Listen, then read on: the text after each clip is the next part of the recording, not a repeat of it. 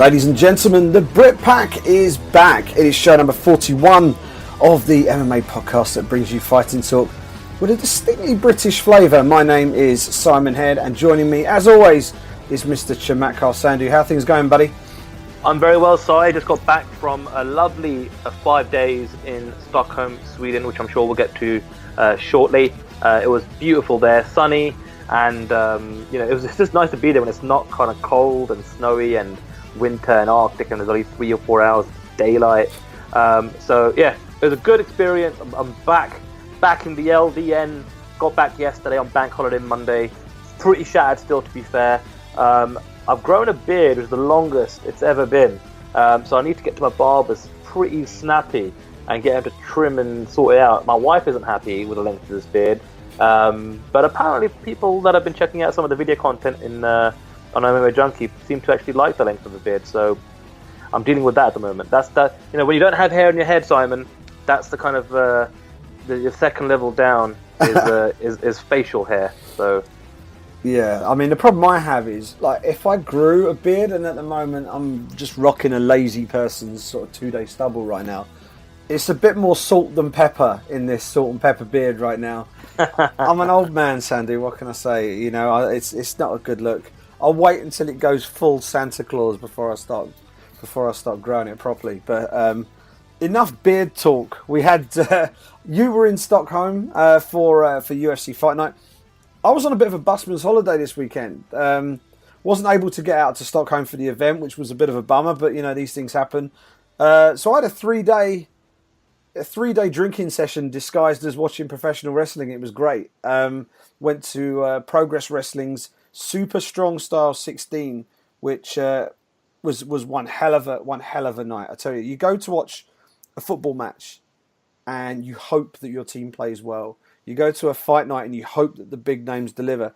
You go watch a Progress Wrestling event, you got no worries at all. You know it's always going to deliver the goods, and boy did they deliver. 3 days straight, they delivered this fantastic tournament. Great fun.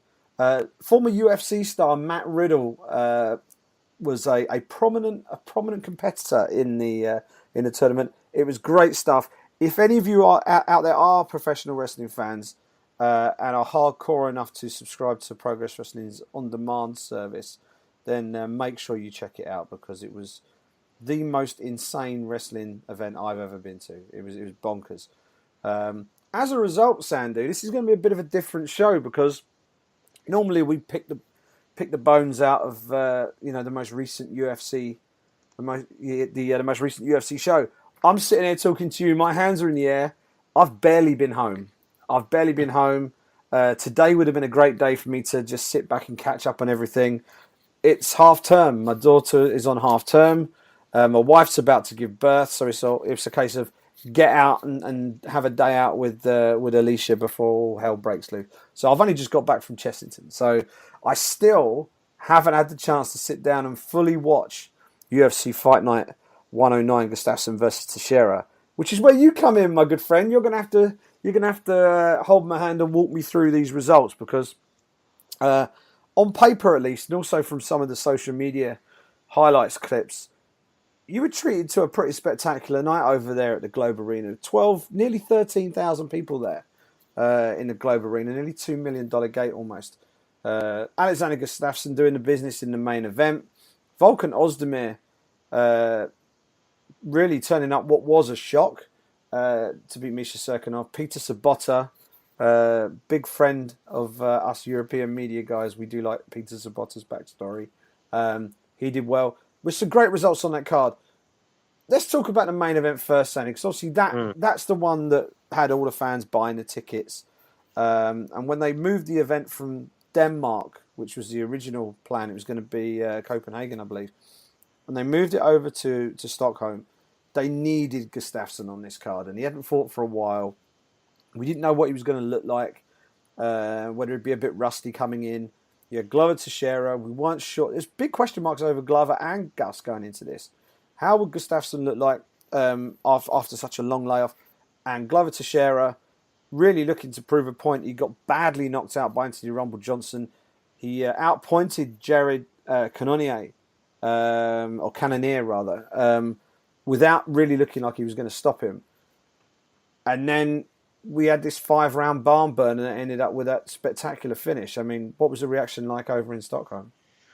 Well, I mean, if you want to work your way up to Fight Night in the main event, it was an interesting week because coming in, and this is my 5th time to Stockholm, and it was a kind of 5th time for quite a few of us on the junkie team. And in previous trips, we've seen Gustafsson splattered all across their main, big newspapers. We've seen him have interviews in primetime news slots and billboards of him and what have you. Didn't see any of that coming in. Then there was the whole thing of, well, okay, this is also during a major European holiday weekend where most European countries were off Thursday and Friday. Of course, here in the UK, we had bank holiday Monday. And it was a Sunday show to boot. Plus, it was summertime, right? And for anyone that hasn't been to Sweden or Stockholm in particular, for the majority of the year, you're looking at about 8 or 9 months of just winter. You've got it's cold, it's snowing, and it's just miserable. It's dark, You've got like maybe 4 hours of daylight per day or something like that. Summertime, it's totally opposite. You've got about 20 hours of daylight per day and about 4 hours of nighttime, which is interesting. But it was gorgeous weather, and so it kind of led all of us to believe, well, are people really interested, are Swedes really interested in spending 7 or 8, 9 hours cooped up inside an arena when they really just can't wait for someone to come in and into play so they can actually be outside and enjoy things. So, overall, the event, it wasn't a completely sold out arena, but it did some decent numbers. Close to a sellout, and which obviously shows you that the MMA market is still strong, especially when you got Gustafsson, who's the golden goose for that particular market. And fight. It was an interesting fight week. Obviously, not the sexiest names on the card. A few interesting stories that came out with regards to some fighters that we were able to get access to the day before. But of course, like you said, Simon, it's all about the main event. And considering that he just recently became a father, he hasn't fought in a while. And his previous performance against Blachowicz was a little so-so. This was a big one. I actually really thought that had he lost, it may have dampened the UFC's potential return to Stockholm and Sweden in the future, because they need Gustafsson, but they need Gustafsson firing on all cylinders, and they need Gustafsson who's once again established as a major star and a real threat in the top of that light heavyweight division. And that's exactly what they got. His performance against Glover was 100% the best of his career, without a shadow of a doubt. His finishing combination of 3 straight uppercuts and the right hook is something that I've watched about 10 times already on social media. It's just beautiful. And, Glover Teixeira is a legitimate challenger in that top 4 or 5, 205 weight class. And, it was all one-way kind of traffic. I mean, Gustafsson from the get-go was really dominating the entire fight. Heading into that 5th round, I had him up 40-36. I gave him a 10-9 for each of the first 4 rounds. And now what this does, Simon, now that he's got that emphatic win followed by a proposal to his girlfriend, which I'm sure would have helped get even more headlines in the mainstream media in Sweden. He's now a father. He is now a fiancé waiting to get married at some stage of this year, I would imagine. So he's about to become a husband. He's now got a couple of wins on the trot and the best performance of his career. He has put himself right back in to title contention. And as difficult as it is for me to say, being a Brit, would love to see Jimmy Manuwa get the shot. Whilst Jimmy Manuwa has got a legitimate case to get the next title shot, so does Alexander Gustafsson now. And they were both kind of being coy throughout the week, and Gustafsson was in his post-fight comments where both of them aren't really jockeying for position right now. They're trying to remain respectful, and they're kind of essentially saying it's up to the UFC who gets the next shot. And I have to say, with the way WME-IMG has been making some decisions with regards to title fights and matchmaking, what have you, if John Jones beats Daniel Cormier, I would find it really hard to believe they wouldn't go to that John Jones-Gustafsson rematch, because that would be a blockbuster fight, head on a pay-per-view, and do very, very well, given they've got the history of that first match. I love Jimmy. His interview last week with me was great. It's the best interview I had with him in ages, I reckon, maybe ever. he's really opening up now with regards to media duties and some of the things that he comes across that he kind of says in his interviews. So it'll be interesting to see what happens. There's already talk of perhaps Volkan Ozdemir and Jimmy Manuwa. Volkan had a massive, huge victory in that co-main event, knocking out Misha Serkinov in the first round, and I suppose legitimize themselves as a top 5 light heavyweight. I know Jimmy Manuwa, looking at his social media feed today, has said he started camp. Now, whether that's camp to be a backup for UFC 214 Fight Week or whether he's going to accept the fight, there's talks of a Shogun. I think that's the one to make if you're going to do it at 214. So it's a winnable fight for Jimmy. Keeps him busy against a legend and a former light heavyweight champion, which would help further his case. But bringing it back to Gustafsson and that main event win, it's massive, and it kind of it's great to see again covering the European scene. We want European contenders and hopefully European champions because it just helps us get more opportunities covering the sport over here. But it was a fantastic round of fights. But if we're going to just try and keep it condensed to that main event, it was a home run for the Swedes, Simon. Yeah, and what you said about Gustafsson getting the shot if John Jones wins, I think you've got 2 ready-made fights there, irrespective of how that championship fight goes. I think the next fight you do, or the next 2 fights you do after the title fight, unless you do a rematch of Jones-Cormier and go for the hat-trick, which is entirely possible, especially if DC wins. If Jones wins, it kind of squashes it. But the logical next step is to do Manuwa versus DC, because there is heat there. There's been a little bit of groundwork already done on that, but thanks to both guys. DC went straight after Manuwa after he beat Anthony Rumble Johnson. So there is already a little pathway to making that match, whether it's a title fight or a non-title fight. That fight's bookable, and Jones versus Gustafsson books itself, because probably the best world title fight ever held in the UFC. It's got to be up there. If it's not the top, it's in the top 2, I would imagine. So for me, they're the 2 fights you book next anyway. So I think you're right. Jimmy will probably get Shogun Rua, fitness permitting, at UFC 204, just as an insurance policy for Dana White. He said that's what he wants to do. So that makes total sense. I think book that fight. See how all of that plays out. Assuming Jimmy gets the win that we would expect him to get against Shogun, then what you can do, you book Jimmy against DC, you book Jones versus Gustafsson, wherever the belt happens to be, is wherever it is. But book those 2 fights and go from there. I think that makes the most sense. You mentioned very briefly there, sort of leading in, Volkan Ozdemir in the co-main event. Now, very few people fancied him to win this. He was 13-1 going into Saturday night against Misha Serkinov. And Misha Serkinov was going into that 13-2.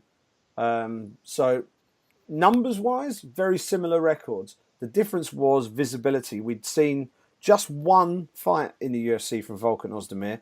That was a pretty impressive performance against Ovince St. Preux. Split decision win. Ovince is a tough guy to look good against. And he looked all right against him, and he beat him by split decision. I thought it was a sound performance and a correct decision on the night. I thought he deserved to win it. But I don't think many people would have expected him to spark out Misha Serkinov inside 30 seconds like he did.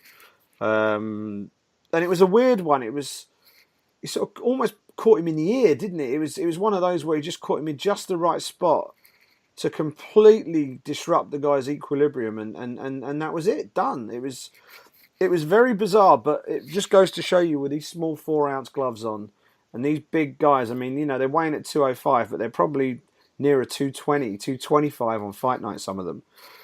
If they hit you and they hit you in the right spot, it doesn't matter how big you are, you're going down. And Misha Serkinov, I think we first saw him, Sandhu, in I think it might have been Hamburg, Germany.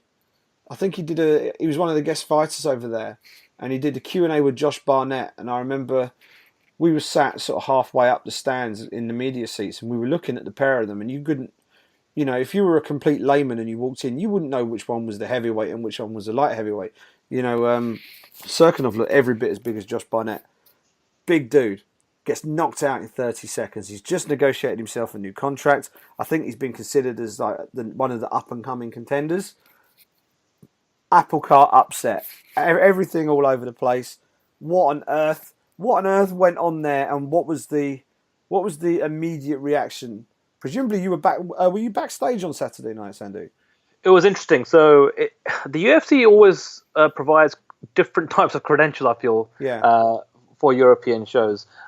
Sometimes I'm backstage permanently. Sometimes I'll get a ticket so I could kind of roam back and forth from the arena and backstage. Fortunately, it was the latter on this occasion. So I got my backstage credential for Fight Night, so I was in the media room for the majority of the night.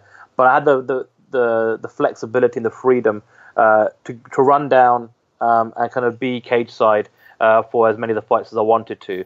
And, fortunately, I was there for the main and co-main event.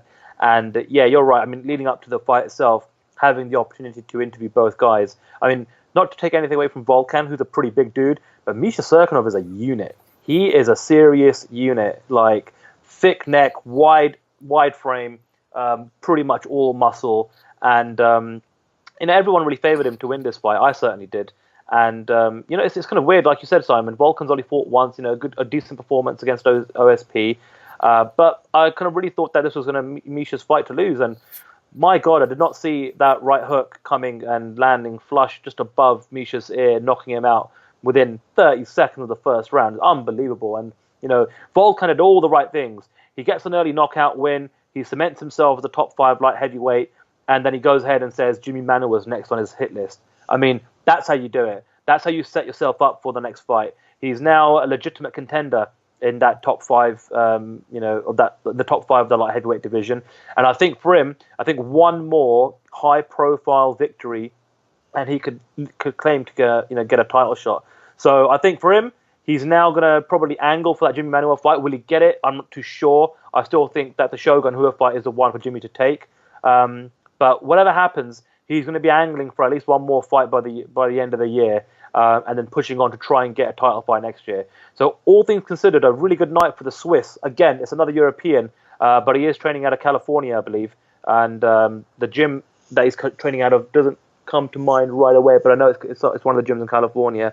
But someone that everyone should pay attention to, keep an eye on, because I think the best is yet to come out of this dude. He is a serious, serious fighter.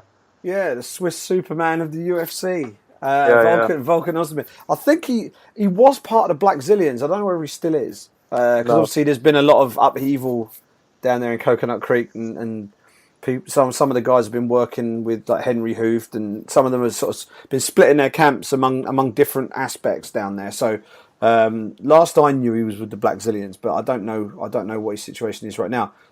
I think he's a guy who more people need to know his story now. He's got that sort of holy crap big win that has made people sort of open their eyes and go, this guy might be a contender. Now we need to learn a bit more about him, I think. And hopefully he'll get another prominent spot, maybe even on another European card. They're looking to build that Rotterdam card at the moment. Wouldn't be a terrible suggestion to sort of get him back in action on European soil. The UFC have liked to do that in the past, build prospects on the European scene, and then when they're ready to really go for it at the really elite level, stick them over in the States on a big Las Vegas or New York card or whatever. Obviously, with 205 not being as deep, he's come in very, very he's had 2 fights now, and he's beaten two top guys. I mean, OSP went the distance with John Jones with a broken arm. And Misha Serkinov looked like the coming man until Ozdemir sent him to the mat. So really impressive stuff from him.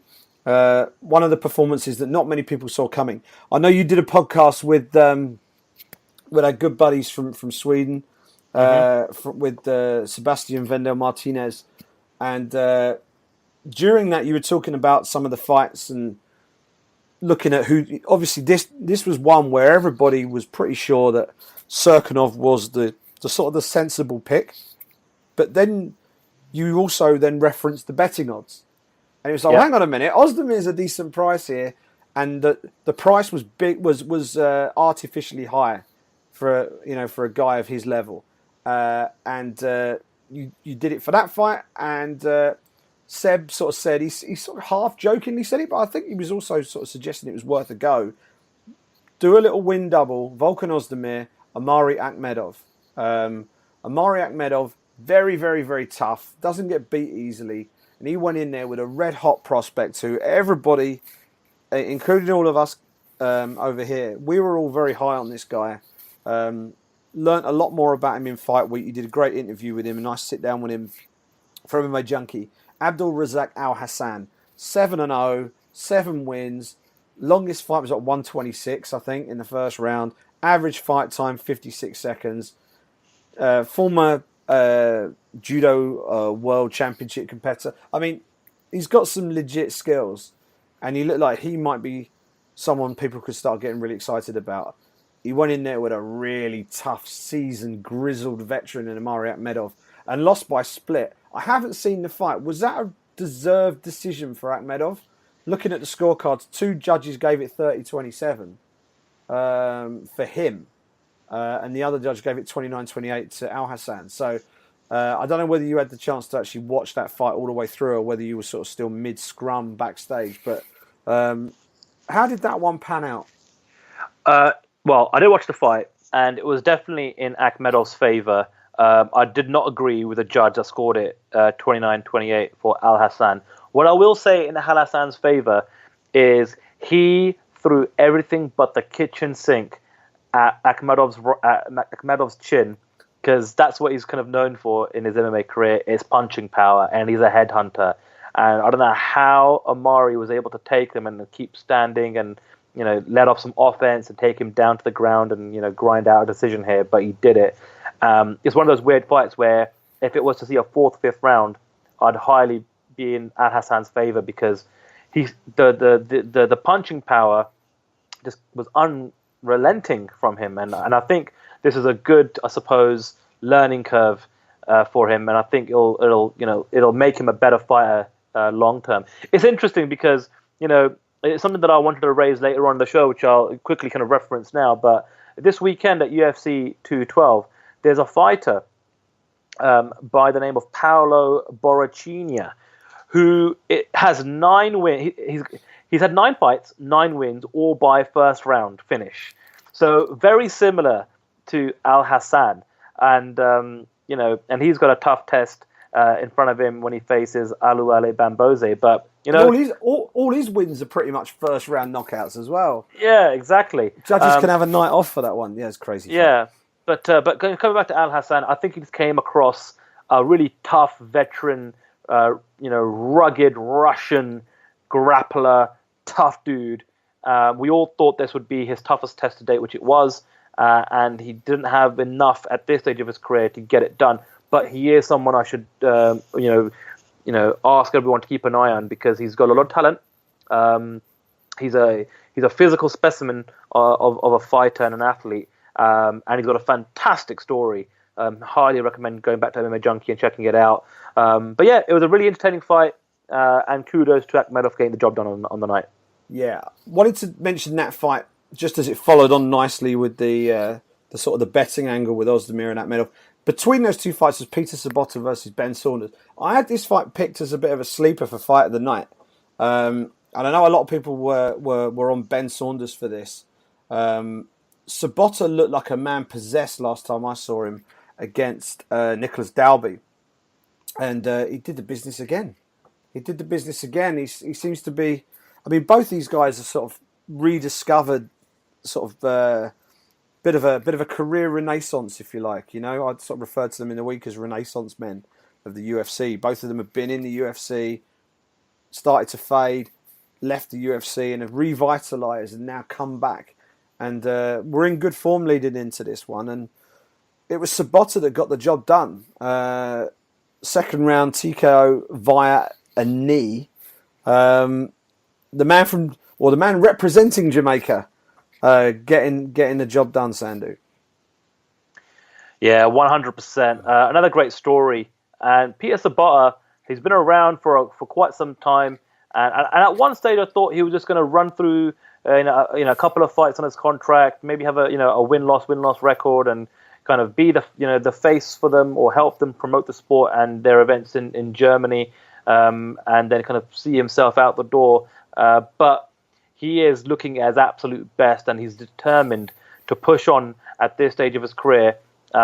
He's calling out the likes of Damian Maia or Gunnar Nelson to test his grappling skills with, which is phenomenal for him to even put that out there like that. He's got a black belt in jiu-jitsu, and we thought that this fight might at some point go to the ground. And Killer B, Ben Saunders, ain't no slouch on the ground either. No. But it was fantastic to see some really aggressive boxing and striking from Peter Sabal, which eventually got the job done.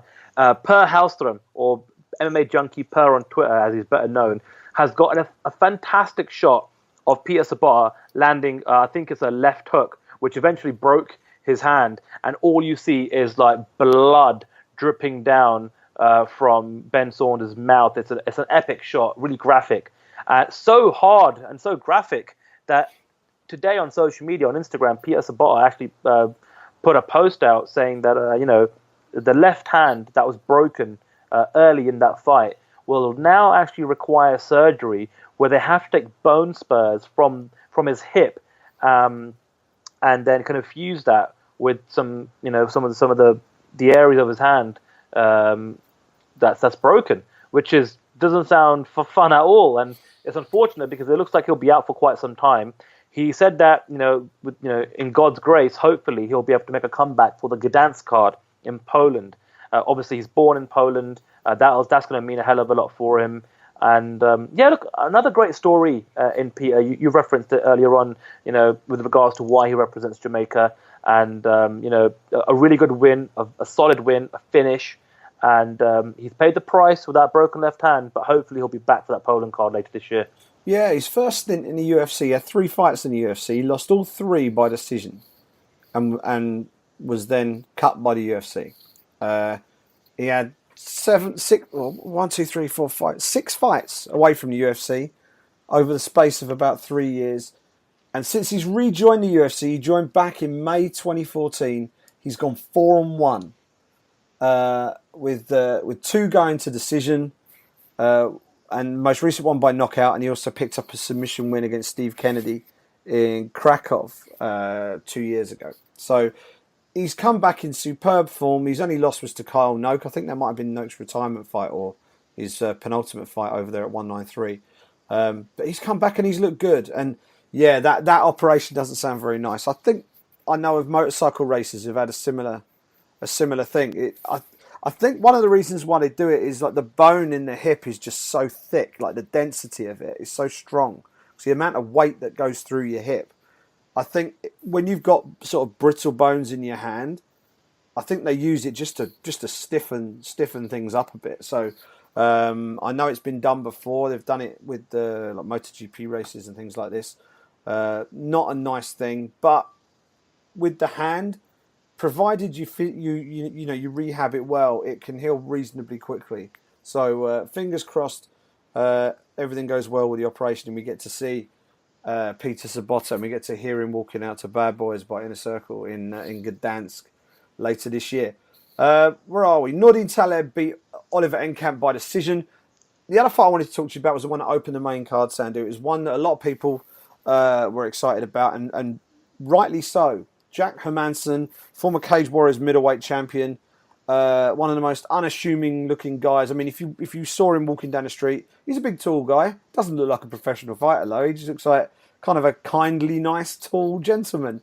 Then you look at Alex Nicholson, who looks like a psycho. He looks like he should be a professional fighter, and obviously he is one.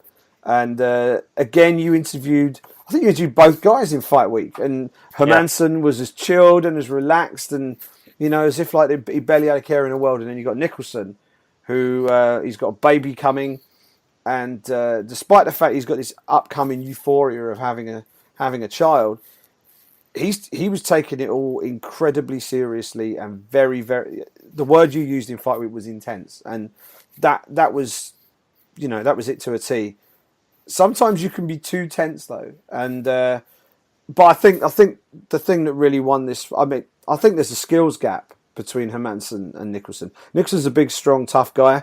Hermansson has got legit MMA skills that I think, or I thought leading in would eventually get him through the fight. Didn't think it'd be a first round finish though.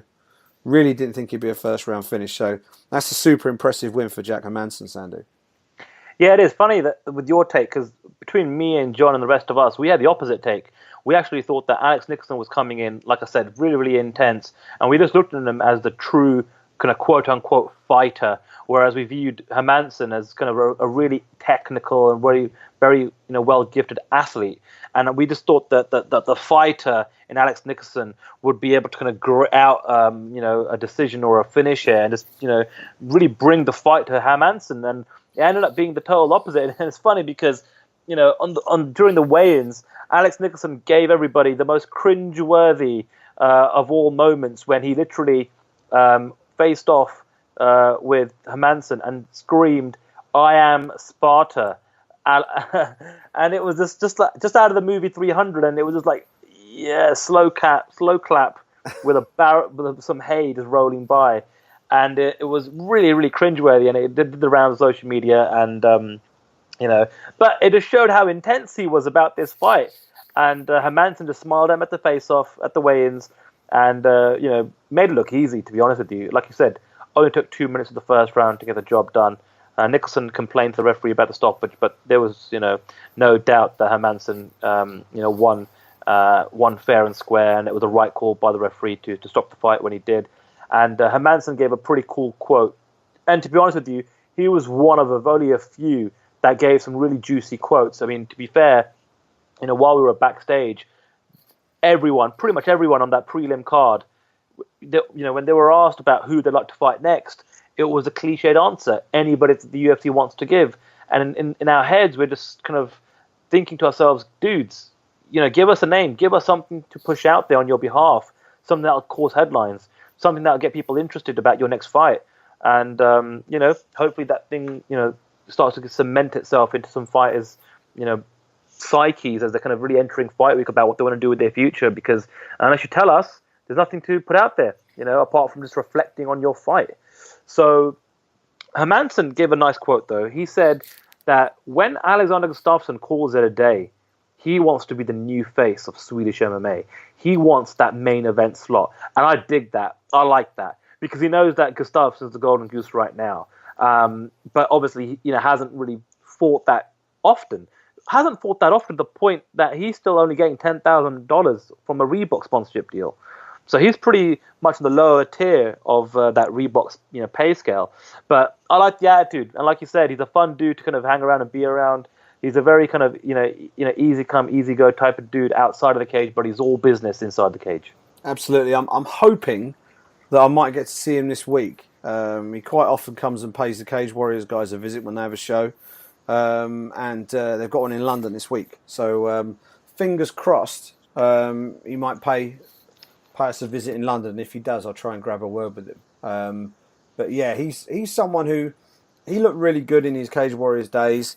He had a great fight with Scott Askham when he joined the UFC, and he's now picked up a big first round finish. So keep putting him on the European cards, keep building him up, and we'll see where we can go with Jack the Joker. Now, looking at the prelims, we had a trio of decision wins. Pedro Munoz beating Damian Stasiak, Trevor Smith beating Chris Camozzi. That's a big win for Trevor Smith, that. And Joaquim Silva beating Reza Madadi. Now, you talked Alex Nicholson was disputing the stoppage against Jack Hermansson. One fight where I don't think anyone was going to dispute the stoppage was Bojan Velickovic against Nico Masoki. You see fights where sometimes people get caught with a punch and the old legs start to do a bit of a dance. Nico Masoki was river dancing all the way across the cage. And it was actually quite disturbing to watch, actually, because the fight, I mean, at that point, I think I'd have stopped it then. Because he was so clearly knocked out on his feet that, there was almost no point carrying on. But Velickovic did the professional thing, finished him, and picked up a very, very nice knockout in the third round as well, quite late on. So, that was a well-contested fight back and forth. Masoki is a pretty solid technical competitor. He's always pretty compact in his striking, moves well, pretty well-rounded. Got finished in the third round. that the biggest knockout of the night? Was that the best finish of the night, or do you think Gustafsson pips that? I still think Gustafsson pips that only because of the 3 consecutive uppercuts before he lands that right hook. That combination was beautiful. But what I will say about Veliktovic is he was losing that fight for me. I thought Nicky Masoki, the first 2 rounds, did enough to get a 10-9 respectively in both of those rounds. And Bojan did need a finish, in my opinion, and he got it. And like you said, Nicky Masoki, he was doing the crip walk, Simon. He was doing the chicken dance. And, Veliktovic, got it done. And it's interesting, again, just being backstage, talking to some of the Serbian media. They appreciated the fact that MMA Junkie had interviewed Bojan, because for them, that video and that article did so much to boost his profile in his home native country, although he's now based out of the Elevate Fight team in Colorado. So he's got a nice little thick, American / European twang accent at the moment, and it was just interesting because I was speaking to John about this, and being able to cover events for MMA Junkie, like we've both done now recently, you get that opportunity to interview a select number of the fighters that perhaps either aren't available on the official media day, or maybe some of them are, but you get that opportunity a day before the official media day, and it just means that you get that sit down one-on-one, 5 or 10 minutes, maybe 15 minutes. And you're able to really get to know some of these fighters' backgrounds and stories just that little bit better. And what it means is you're able to kind of translate that into stories and articles and provide opinions and bits and pieces in a show like the Brit Pack when we're talking about these guys. And, Bojan kind of really, campaigned to fight a European card. He actually went by press row in his last fight and asked John, I want to fight a European card. Can you help me out here? And John basically said, well, okay, just say that into this smartphone and I'll put it out. He put it out. And he got on a Stockholm card, and he loves it. He actually told us that he loves going into enemy territory and silencing the crowd, and he'd love to do it more in the future. So another great knockout. Not the knockout of the night, in my opinion, but it got a performance of the night bonus from the UFC. So Bojan was $50,000 richer based on that performance, and a heartbreak for Sweden's own Nicky Masoki. Yeah, no, it's tough. When you. Looks like you're cruising to a decision victory, and then you get caught like that. It's just turns everything on its head. Very, very quickly, the Fight Pass prelims. Darren Till, who we haven't seen in a very long time. Great to see him back. Had a few problems on the scale at the weigh-in. Came in 6 pounds over, or 5 pounds over the allowable welterweight limit, which is obviously 171 because it's a non-title fight. Weighed in at 176 against Yesin Ayari, who we know from last year's Hamburg show. Very, very awkward, tricky customer to deal with. Darren Till got the clear unanimous decision win. Good to see him back in there. Saw some clips from that fight. His footwork's great for a big guy. He's a big 170 pound fighter, and he's got good footwork. He's got very crisp hands, and fingers crossed he's come out of that relatively unscathed, and we can get him back in there soon, because it feels like there's a bit of lost ground to make up for Darren Till, and I think he's someone who might do a bit in that welterweight division. And Damir Hadzovic knocking out Marcin Held in the first fight of the night, 7 seconds into the third round. Big knee gets the job done for Damir Hadzovic. Now, that was UFC Fight Night Gustafsson versus Teixeira. If you're grading that show, Sandhu, I mean, obviously it wasn't sort of a star-packed lineup, but as is often the case with some of these smaller shows, the proof in the pudding is in the watching in this particular case. How would you grade this? Because, based on my social media timeline, watching some of this stuff, there seemed to be people getting pretty excited by some of the stuff they were seeing. It wasn't a dud by any means, was it? No, and I didn't see every fight. I didn't see every fight in its entirety. I just can't, in the role that I've got on Fight Night, being backstage. But from what I did see, and being able to kind of go in and into the arena and kind of absorb some of the energy, especially during that main event, I suppose I'd give it like a maybe a B or a B minus, something in that ballpark. And I think it was all about the main event, and you certainly kind of heard the crowd really come to life as Alexander Gustafsson was kind of walking out. And like I said, he provided not only the finish in the fight, but the moment that really got everyone excited and really pumped up, not only about him and Swedish MMA, but his future in the sport. And I think it's going to reposition him back into that slot of being a major superstar from our lovely little sport of MMA, specifically in Sweden. I kind of go back to the last time that we were there for the Johnson Gustafsson fight, and like I know it's a bit of a cliched comment, but you could literally, the silence was deafening. Simon, the silence was deafening when Johnson knocked him out in front of 30,000 fans at the Tele2 Arena. It was horrible. Like there was people throwing their beers around and just leaving the arena in disgust at 4 or 5 o'clock in the morning, because it was obviously late in the night so that the North American viewing public could check it out in prime time. It wasn't the case this time, but there was a bit of that lingering feeling, like are the fans a little bit hurt emotionally and scarred by that experience of buying a UFC ticket to watch their hero Gustafsson in a main event at 4 a.m, only to get obliterated by Anthony Johnson. So I think this would have kind of helped galvanize some of that support once again and reignite that flame. But yeah, I had a great time covering it. I thought overall, from what I saw, it was an awesome event. Had some unbelievable knockouts and finishes, and I'm sure the UFC will be back sooner rather than later. Excellent, and the more European shows they can put on, the better. But having a big time main event really does make the difference, especially when it's an MMA national treasure over there in Sweden, like Alex Gustafsson. Let's split these up a bit. We're going to talk about UFC 212 in a minute, but just to keep the flow going, let's talk Q&A. Let's do some Q&A now, and then we'll do 212 to finish and lead on. And while you're pulling up the list, I got sent a question today. Sandhu. Oh yeah. Who sent me the question? Someone sent me the question. Let's have a look. I will dive onto my Twitter machine. Martin Voller on Twitter has sent me a question.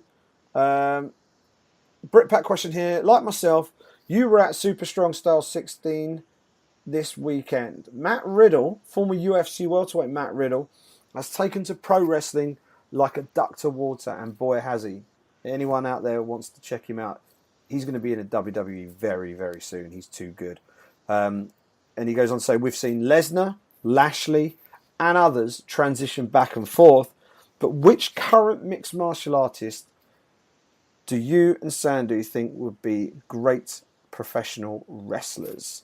So I've got a couple in mind, but I'll let you go first. Well, there's one that jumps right off the page, Simon, and that's the current UFC light heavyweight champion, Daniel Cormier. Yep. He has expressed his feelings on pro wrestling very, very well and consistently over the last couple of years, especially. He's good friends with current WWE superstar Seth Rollins. He's been to many events. Actually, I interviewed him at WrestleMania a couple of years back in Santa Clara, California. He was in town for that one because it's close to home. And you've seen him kind of weave bits and pieces of pro wrestling into his kind of MMA career with some of his interviews and his shtick, and some of his back and forth promos with John Jones. I think he'd do great. I think he'll either as a heel manager, a commentator, or even an in-ring performer. But the one that I think would make an easy transition to professional wrestling, it's without a doubt Daniel Cormier for me. Yeah, he was the one that leapt to mind. At that point, I then had to put my thinking cap on and think about it. And you think professional wrestling, you think the big guys, don't you? You think the big, strong guys. How about John Dodson? I think John Dodson as a little high-flying American answer to the luchadors. Some of the stuff that he pulls in the octagon, he would be very interesting inside a wrestling ring. You do well to find him some opposition of a similar height, but if you could, I think he'd be pretty good to watch.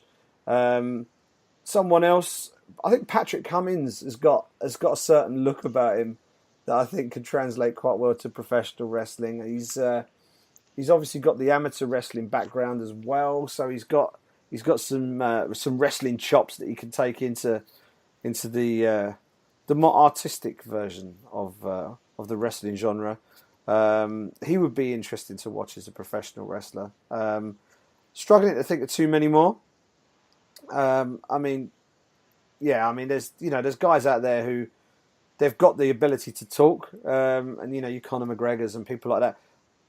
I think Conor McGregor would be a better manager than he would a WWE superstar. You can see him as sort of an Irish mouth of the South Jimmy Hart sort of character. He would be fantastic. But as an in-ring performer, I don't know about that. But yeah, DC was my number one pick straight off the bat, and we'll chuck in as a bit of a wild card. We'll chuck in who did I say? Not Demetrius Johnson. John Dodson. John Dodson was my other pick. So yeah, that one came through direct message, so you wouldn't have seen that one. So what else did we get via the tweets to the Brit Pack? We had a couple of guys tweet us and ask us about pricing for UFC Glasgow. So let me just get that right off the bat and put it out there. Now, the UFC will do their usual pre-sale specials on Wednesday and Thursday of this week. But general sale is on Friday. And the tickets for UFC Glasgow are priced at £50, £75, £100, £125 and £150 for anyone that's interested in hitting up that card. But when it comes to questions, what's your opinion on Cody in The Ultimate Fighter? He seems to be losing his shit every week. Last week did in front of a guy from the Nevada State Athletic Commission. I'm going to throw this to you, Simon, because like I confessed a while back, I'm not a fan of the show. I watched the very first episode, and that was enough for me. I'm not paying attention. I'm not watching week by week because I'm just not interested. And now I'm even less interested because TJ and Cody aren't going to fight at the end of the season due to Cody's back injury. So I know that you've been watching. What has your take been on Cody and Tough? It's weird. I've interviewed Cody. I've met Cody, and a more polite, sort of classy guy you couldn't wish to find.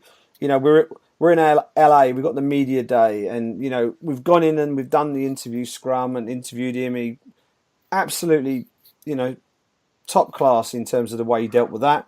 Next thing we know, we're sitting around these big tables, sort of finishing up. Cody comes. Do you mind if I sit with you guys? He comes and sits next to us, puts his feet up, starts Instagramming and texting and doing all this stuff. Just seems an absolute class act, and but clearly he's got this sort of hair trigger in his brain that he goes from just cool, calm, collected to psycho killer like that. Drop of a hat. And sometimes you see it in people when they're provoked. But really, TJ's not doing a hell of a lot of work to promote him. Other than grinning at him, TJ hasn't done an enormous amount to really wind up. At least in what I've seen of it so far. I'm probably an episode behind. I'm playing catch up a little bit, but it's clearly there's a history there because they were both part of Team Alpha Male, and the departure of TJ Dillashaw is obviously something that's been well documented and has been a running story through this season of The Ultimate Fighter, and really some of the Team Alpha Male guys, it's like the bitterness is kind of overshadowing what they're trying to achieve in the show. I think it's obviously editing plays a big part in this, so it's hard to blame the guys involved specifically. But it does seem a little bit too much, and Cody just seems to be constantly treading this tightrope from just about keeping everything together, just to completely losing his shizzle and fucking going straight at him. Sorry about the F-bomb there. He just going completely mad and just taking Dillashaw down and smashing him up a bit. But yeah, I don't know what it is. But he's clearly got the arse about something. And it obviously goes back to that situation where he was with Team Alpha Male. But yeah, he just needs to just take a deep breath and take a step back. I think it would do him the world of good. From a PR perspective, he had everything going for him leading into this series. And some of the things that are happening, it's just sort of chipping away at some of that, which would be a shame for him. Anthony Boscher tweets in and says, "Can we imagine a title shot for Alexander Gustafsson before John Jones?" No, because John Jones is fighting Daniel Cormier, and that's already kind of set up and ready for UFC 214. And to be honest with you, if he did pull out for whatever reason on short notice, I think it'll be Jimmy Manuel who'd get that slot because he's already in training camp. Dana White's already gone on the record and said that Manuel's going to be a part of that card in some shape or form, whether that's a backup fighter for that main event slot or they're actually going to get him a fight. Which I'm hoping is the case to get him a fight.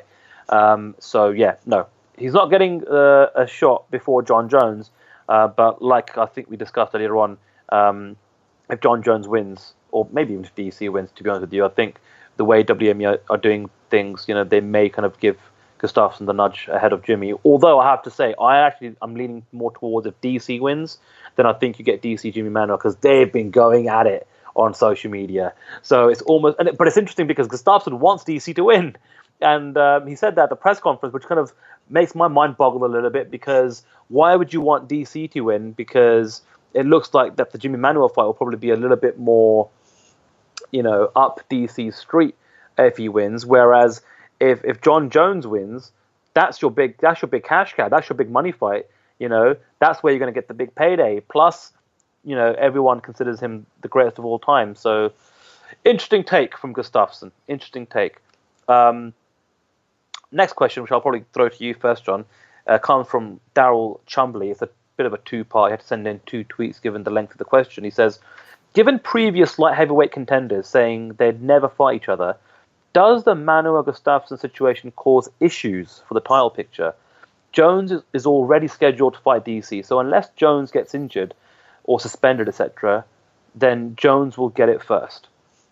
Yeah, I think whenever you have a situation where you have 2 top guys in a division who ostensibly don't want to fight each other for whatever reason, it causes a problem, because if all things were possible and there were no allegiances to one another, then the natural fight to make for UFC 214 would be Manuwa Gustafsson 2, because they're the next 2 guys, right? You've got Jones and DC fighting for the belt, Manuwa and Gustafsson fighting for the title shot. On paper, that is exactly what should happen. The one caveat to that is the timelines. Whether Gustafsson can turn it around. I think he probably can, and I think if he had the opportunity to fight at 214 for a title shot against someone other than Jimmy, he'd be quite happy to do it. But he has just come through a 5-round fight. It was the 5th round he got the win, so he had to work his way through some sort of combat first. It wasn't like a first round sort of quick finish. So you can pick up injuries and things like that. But yeah, I mean, I think it does cause issues, and in a weight division where the guys at the top of the division, there's a small group of guys who are right there, and then there's a bit of a gap, and we're then waiting for people to make that jump. And we thought Serkinov might be the guy. Now maybe Ozdemir might be the guy. A while back people were wondering if Corey Anderson would be the guy. So that's kind of where we're at. Jimmy's made that leap now. He's managed to gate crash that elite group at the top. So, and when 2 of the guys in that elite group won't fight each other, unless there's a belt on the line, I think they'll fight if there's a belt on the line. But if there's no belt on the line, and they don't want to fight, that immediately just fragments your whole, title picture. So yeah, it's tricky. As long as you can find them both relevant fights, then you can work around it. Maybe you do Manuwa versus Shogun. If Gustafsson wants to fight on a similar timeline, you do Gustafsson versus Ozdemir. I don't know. It's not too problematic right now, but you can imagine it might get so. Because ideally, that would be the fight you book. If you're doing it purely based on ability, ranking, form, where they sit in the context of the division, Manuwa Gustafsson is the natural second fight to make. And our next and final question for this week comes from Paul James. He says, who do you think Dan Hardy fights if he returns to the octagon? I'd like GSP Part 2 or Nick Diaz, though I doubt it'll be either one of them. So I'll preface this response, and maybe you can go ahead and tackle this one first, Simon, by just saying that Dan added another little wrinkle to his return and comeback tale at the Q&A. It's always funny because he's the host of the Q&A, and he was in Stockholm, which was led by Stefan Struve and Jimmy Manuwa being the special guest fighters that week. But it was his comments that kind of caused the majority of the headlines to come out of that Q&A session. In regards to his comeback, we already know that he's got the doctor's clearance, and that was scooped by you at a recent Cage Warriors show where you got the chance to interview him. And now he's kind of confirmed that he's well into the USADA testing pool. And so just so everybody knows, if you're a fighter that's retired or a newly signed fighter by the UFC or whatever the case may be, you need to run through 4 months of the USADA program before you're eligible to fight. So he's got himself in the testing pool, so he's getting randomly tested here and there. Didn't get a chance to do a follow-up question because it wasn't my question. It was a question by one of the fans. But my next question would be, and maybe you can ask him this weekend if you see him at Cage Warrior, Simon, is how many months he's into it, whether he's close to the 4 months deadline. He did say that he's ready for a return, and it all depends on the right opponent and the right venue. The one or two names that popped to mind straight away, it's not too different from what we've discussed before in previous shows, Simon. I'd love to see, a Diego Sanchez or maybe a BJ Penn if he's, hell bent on continuing his fight career. Somebody in that ballpark, not somebody like Mickey Gall or someone that's up and coming or a prospect, a fellow legend, if you will. I know that you're pretty much in the same ballpark in terms of kind of thinking when it comes to a Dan Hardy matchmaking scenario, right? Yeah, I think Diego Sanchez is the natural number one pick for this. I just think he ticks every box. He's a name that everybody knows. He's the original Ultimate Fighter, isn't he? Our correspondent who asked a question there said he'd love to see GSP versus Dan Hardy Part 2. That's not going to happen. This is not going to happen.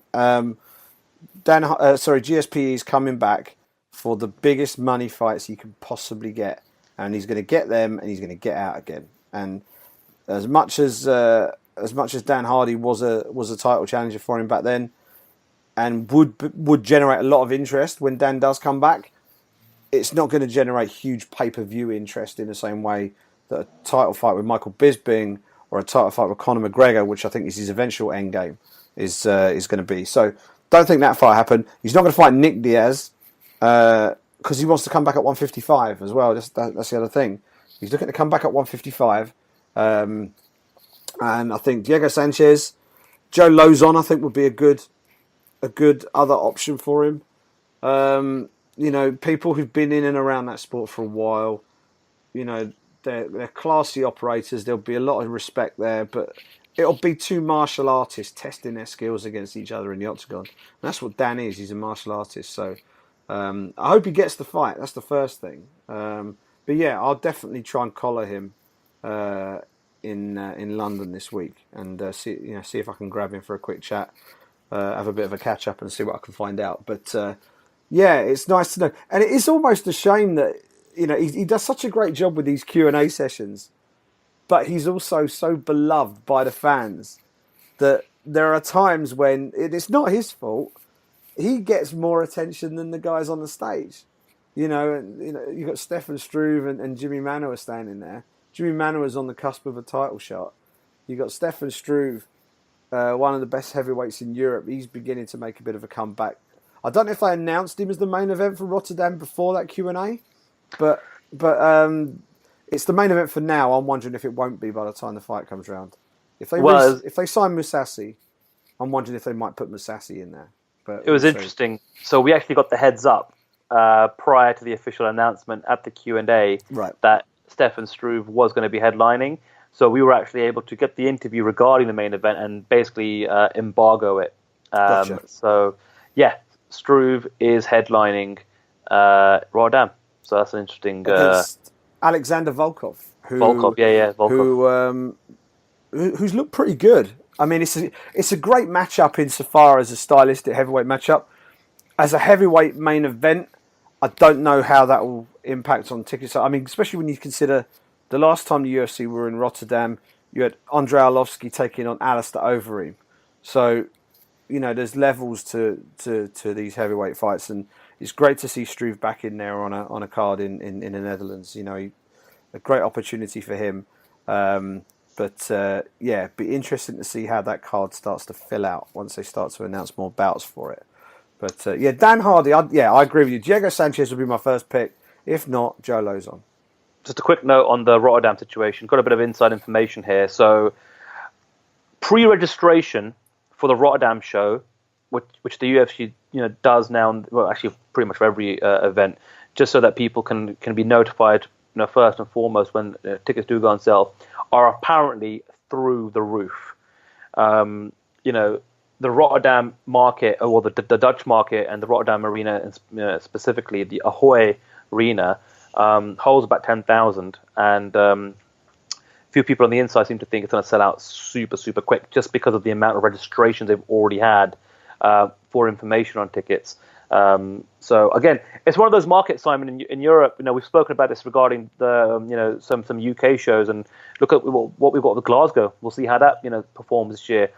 There are markets where the UFC brand is so strong, where it only comes to town once a year, or maybe in some cases once every 2 years, where there is such a big appetite for people to just experience a UFC event that it doesn't matter really what main event you get.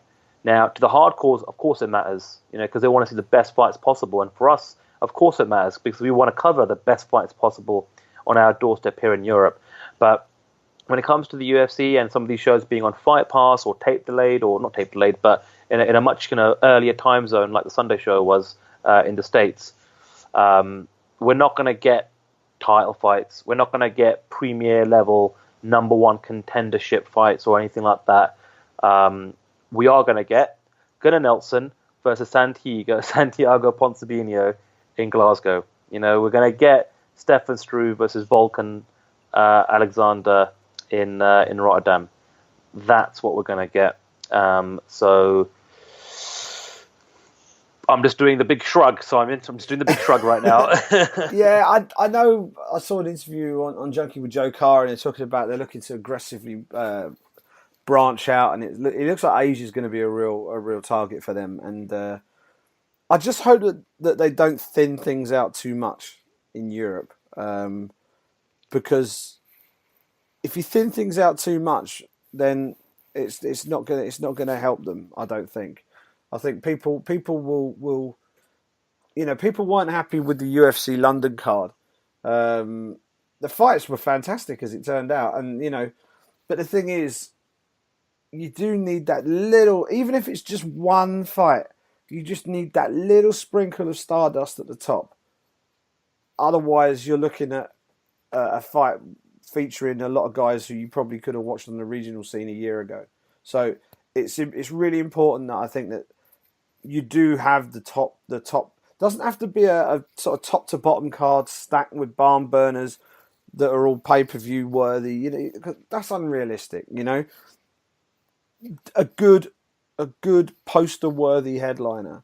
One reason why I think Rotterdam is probably doing okay from a pre-sale interest point of view, I would think it's nailed on that Gokhan Saki is going to make his UFC debut on that card. Gokhan Saki, anyone who knows combat sport will know the name. 33 years old, former K1 star, 83 career wins in his kickboxing record, 59 of them by knockout. A real superstar of the sport. If the UFC ever decided to go to Turkey, you could bet he'd be someone they'd want to use there as well. He's of Turkish descent. He's Dutch born, but he's of Turkish descent. And he's trained and fought with and fought with the best of the best when it comes to kickboxing, and he did it during the real heyday of K1. How he gets on in MMA is anybody's guess, because we've seen many a good striker stroll into mixed martial arts and get found out by a wrestler. So the matchmaking will be interesting. You stick him in there with a striker, I assume he's going to fight at 205 pounds, and he'd either be a small heavyweight or he'd be a decent sized 205er. So if he can get himself to 205 and fight at light heavy, and they can get him on that Rotterdam card, the place will go nuts just for him. He's that big a star. So looking forward to seeing him. But that's still to come further down the line. But more pressing matters happened this weekend. UFC 212 in Rio de Janeiro, Brazil. Champion versus champion. Jose Aldo, the undisputed, in quotation marks, UFC featherweight champion of the world against the interim featherweight champion of the world, Max Bless Holloway. This is probably the best fight of the year so far, in my opinion. We've had a few decent ones so far, but Aldo versus Holloway could just completely steal the show. We've got a card that is geared to the Brazilian audience, as all Brazilian cards are. Makes total sense. But what we'll do, we mentioned Paulo Borrachinha earlier. He's taking on Oluwale Bangbozi. Do not go to the toilet during that fight. Do not make a cup of coffee during that fight. You won't be sat down for very long. But watch that fight. That'll be carnage. That's on the main card. Eric Silva versus Yancy Medeiros is a very interesting fight at 170. That is on the main card. Headlining the prelims is Rafael Assunção versus UFC debutant Marlon Moraes, former World Series of Fighting champion. That will be very interesting to watch. But this card really, Sandhu, is about the 3 fights at the top of the card. So let's work sort of bottom to top.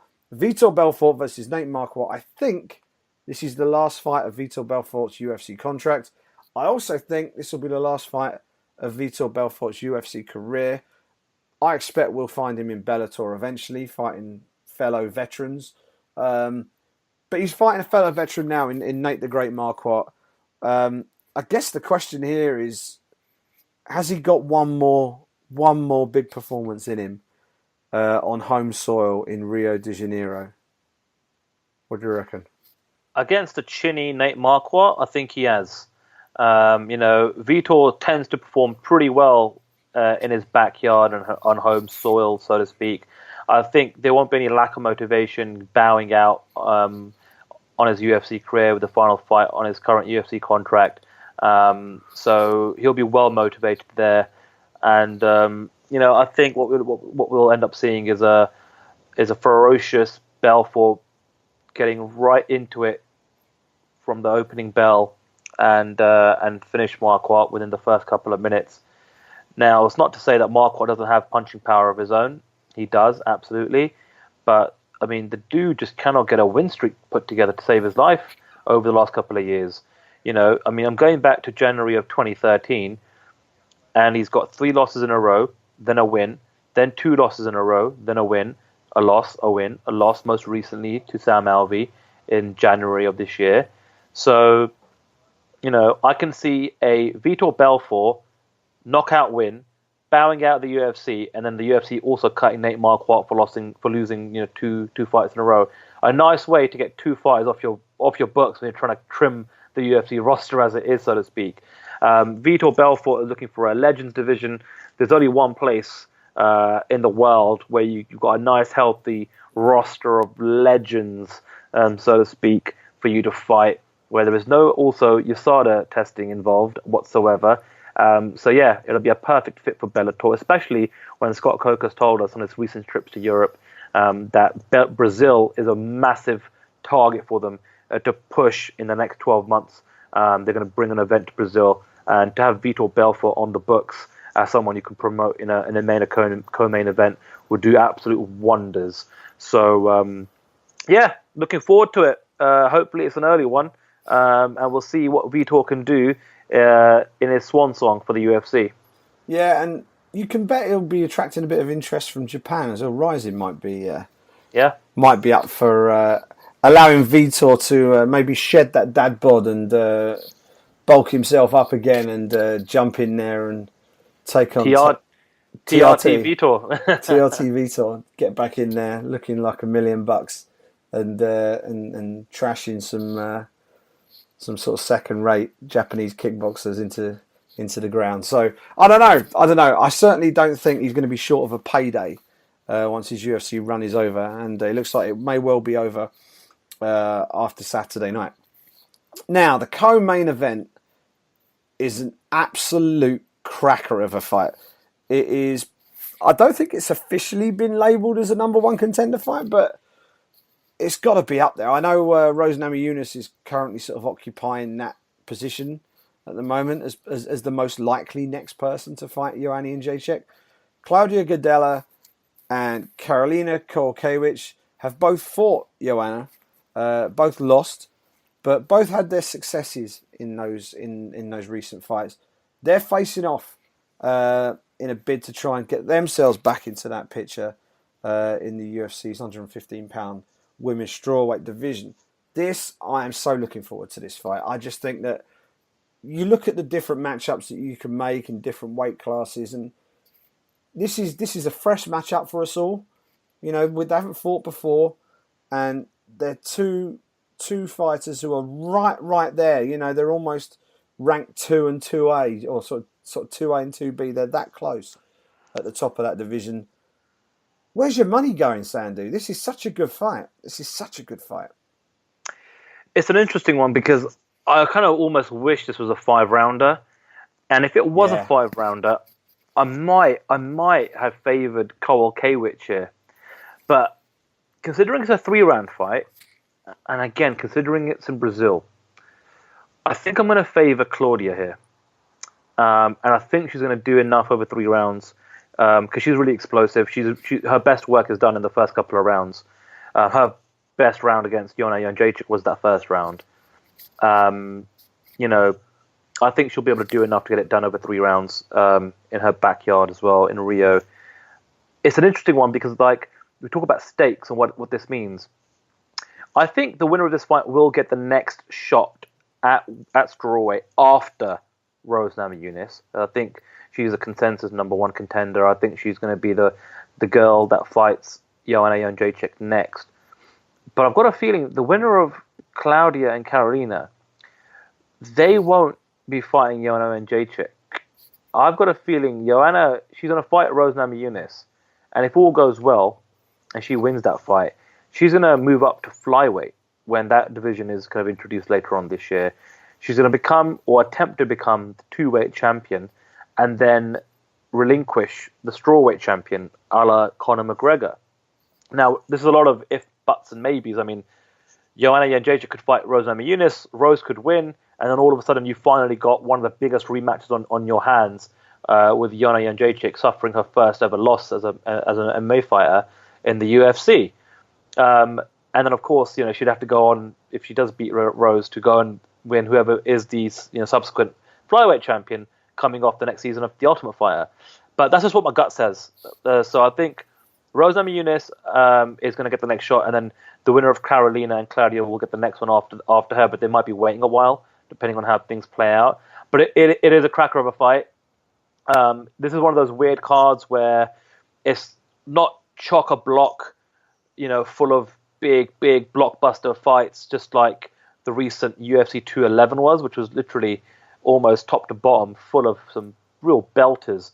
But this co-main event is one of those belters of a fight, and I'm really looking forward to it. So yeah, I'm picking Claudia in her backyard on points, Simon. Yeah, I think the three round duration is going to be a factor here. You take a look at Carolina's record; she hasn't finished anybody in 3 years. Her last 6 fights have all gone to the judges. 3 of them went to split decision.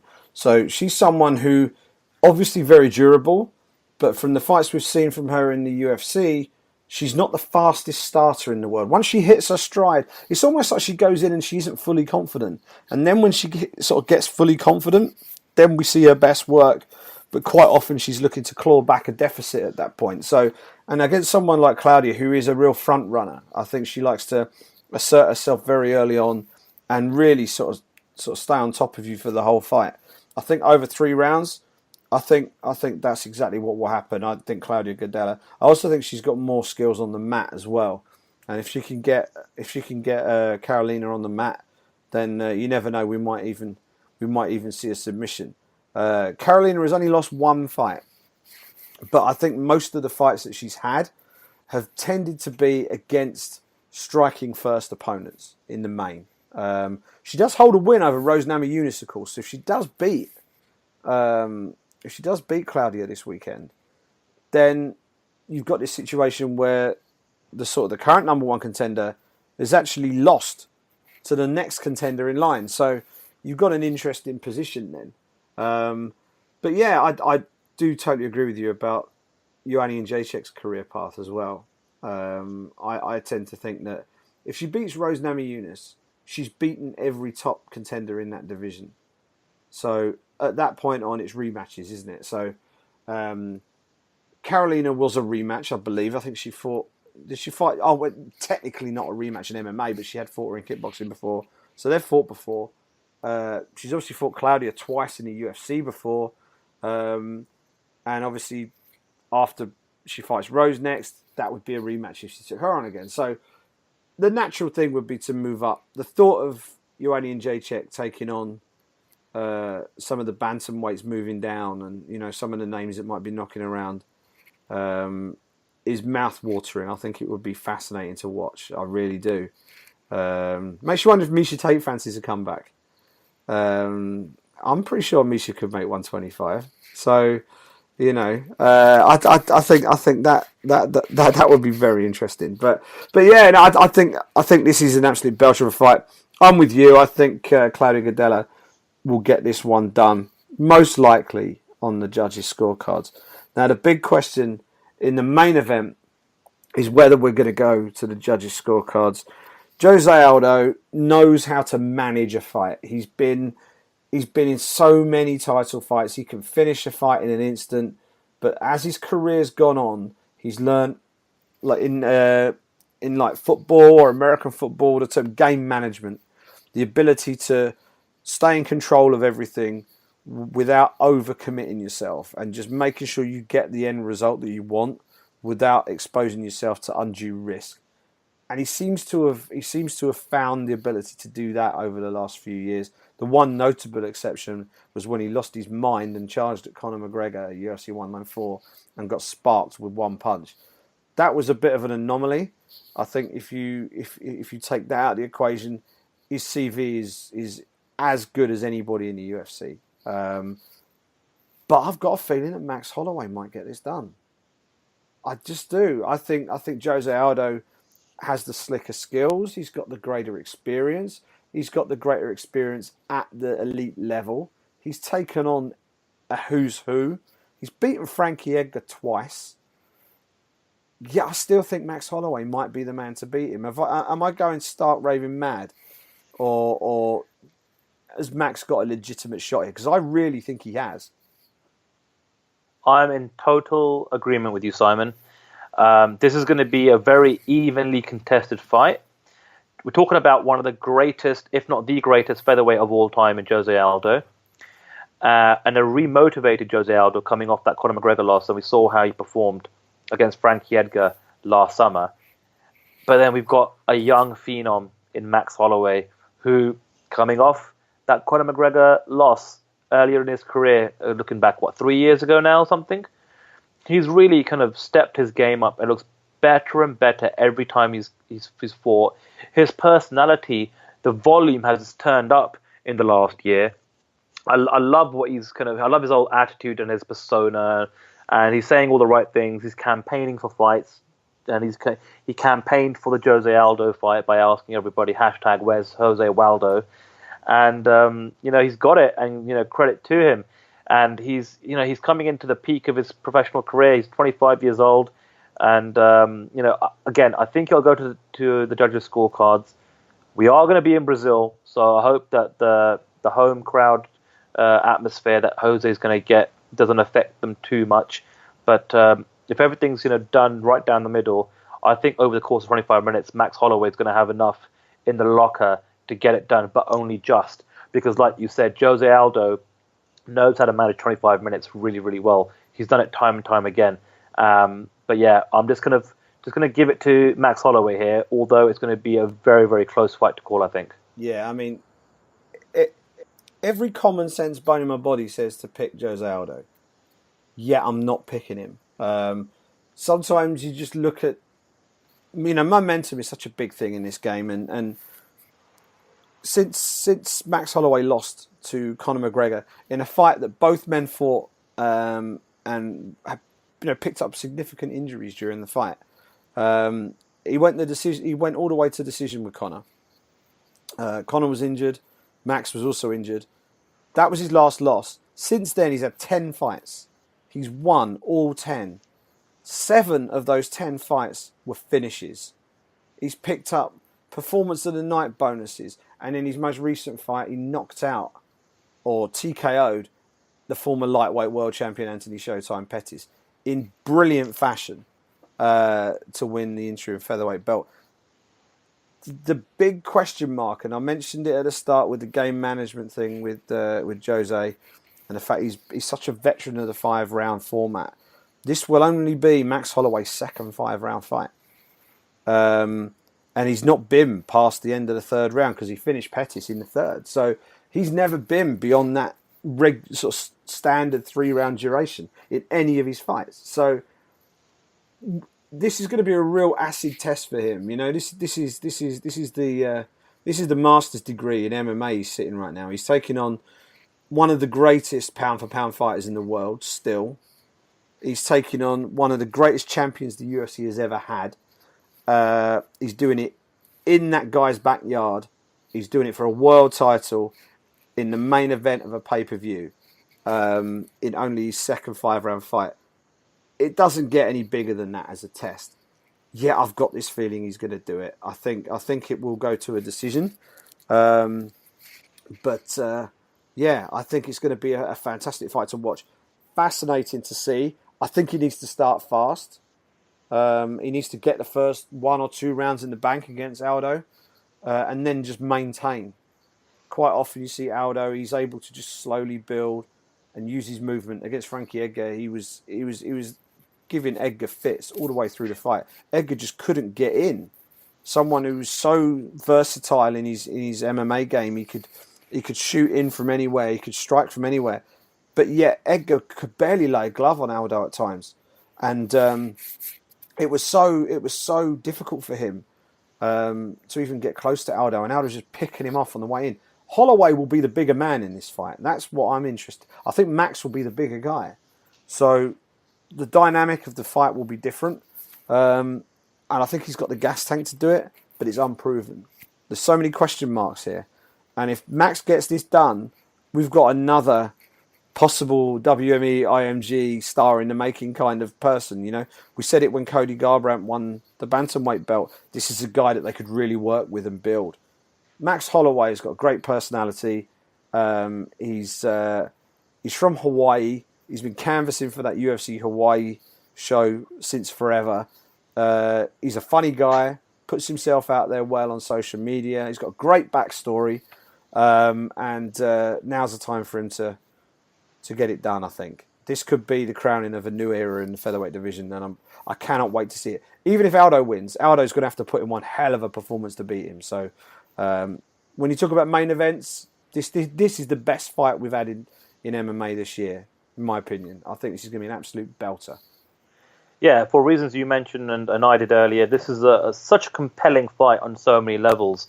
And I agree, on paper, this is the best fight of the year so far, and I absolutely cannot wait for Saturday night. It's going to be awesome. It's going to be awesome. And that wraps us up.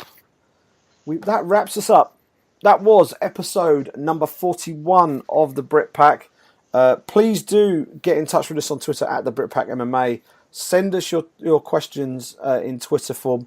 If you can't get them into 140 characters, write them in Notepad or notes on your iPhone, screen grab it, attach it as an image, and tweet it to us that way. We will make sure that we look at all the questions, and we will do our best to answer as many of them as possible each week. Follow Sandhu on Twitter at Sandhu MMA. Follow me on Twitter at Simon Head as well.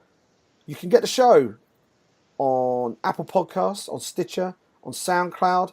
We're having problems with YouTube right now. We may have to knock that on the head because we're having repeated technical issues with them at the moment. So stick to the audio formats if you want to make sure you get your show every week.